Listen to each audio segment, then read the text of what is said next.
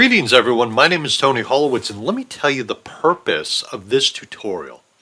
Periodically I have people that use email programs such as Gmail and they do not use Microsoft Outlook. Well, one of the things that's an advantage when using Microsoft Outlook with Act is its ability to communicate with Outlook and Act together, and that records your incoming and outgoing emails in Act. So if I send you an email, that is recorded with your contact in Act, and if you send me an email, that email is recorded inside your contact in Act. So there's a record of that email coming and going.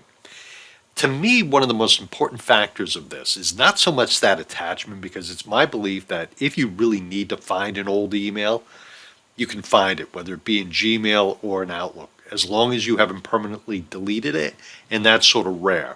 Having stated that, that little connection between Act and Outlook for that historic information, the most important aspect of that, to me, is Act has a field called the last email field. So when I look at a contact, what I really want to know is when's the last time I communicated with that contact. I can see maybe if I've had a meeting, I can see if the last reach date, but I can also see the last email date. And to me, knowing the last time I tried to communicate with a customer or a prospect via email is really important.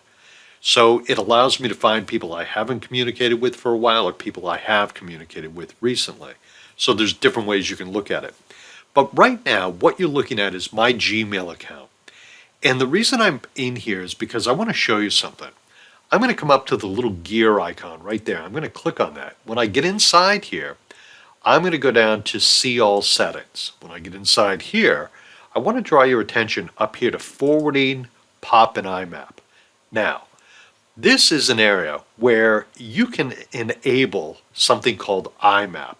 And what IMAP is just simple settings that you can use in Microsoft Outlook for sending and receiving email.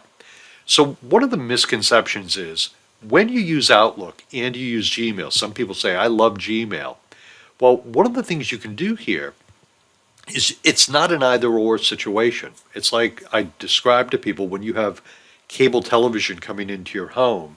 It's not which TV do you watch it on. You can watch it on multiple TVs. You might have one in the living room, in the den, in a bedroom, and it could be anywhere. You don't have to make that decision. When you have Act connected to Outlook and Outlook connected to your Gmail, if you don't want to use Outlook, you really don't have to. You can come into Gmail. But what this little connection, the IMAP connection, does is allows you to come into Outlook and set up your Gmail email account and address right inside of Outlook. And now that creates a connection.